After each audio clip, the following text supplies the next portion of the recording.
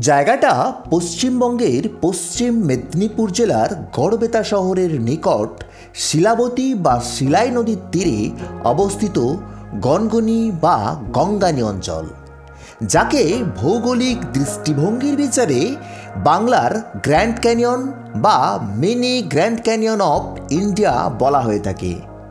নদীর ক্ষয়কার্যের ফলে তৈরি হয়েছে প্রায় 70 ফুট গভীর লাল ল্যাটেরাইট মৃত্তিকার বিস্ময়কর প্রাকৃতিক গিরিখাত। নির্জন ভূপ্রকৃতি, বিভিন্ন বিচিত্র প্রাকৃতিক গুহা, উঁচু নিচু ভূমিরূপ, ছোট ছোট শৈলশিরার মতো ক্যানিয়নের প্রাকৃতিক অলঙ্করণ, পাশ দিয়ে বয়ে চলা মৃদুমন্দ গতিতে শিলাবতী নদী, ওপরের বিস্তীর্ণ কাজু বাগান ভ্রমণ পিপাসু ও পিকনিক প্রেমী মানুষদের বেশ আকর্ষণ করে।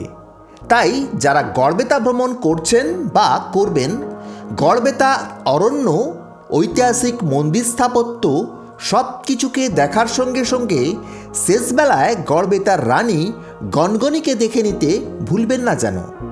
আর যদি গনগনিকে পিকনিক স্পট হিসাবে বেছে নেন, তাহলে তো কথাই নেই।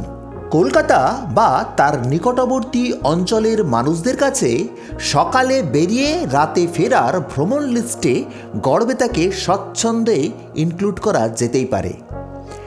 নাইট স্টে করতে চাইলে রয়েছে প্রচুর হোটেল। গড়বেতা ট্রেনে, বাসে অথবা নিজস্ব প্রাইভেটে আসা যেতেই পারে। মন চাইলে 2 হুইলার নিয়েও আসতে পারেন। একদিনের ট্যুরে জঙ্গল, সোনালি রঙের গ্র্যান্ড ক্যানিয়ন, মা সর্বমঙ্গলার মন্দির এবং মহাভারতীয় বক্রাক্ষসের সেই উপকথার দেশ গড়বেতা গনগনির জুড়ি মেলা ভার। কলকাতা থেকে যার দূরত্ব মাত্র 160 কিলোমিটার। পিকনিক করতে চাইলে পিকনিকের মরশুমে আসুন। এছাড়া বর্ষাকাল ব্যতীত গনগনি গড়বেতা ট্যুর যে কোনো সময় করা যেতে পারে, তবে উইন্টারে গনগনির আলাদাই রূপ।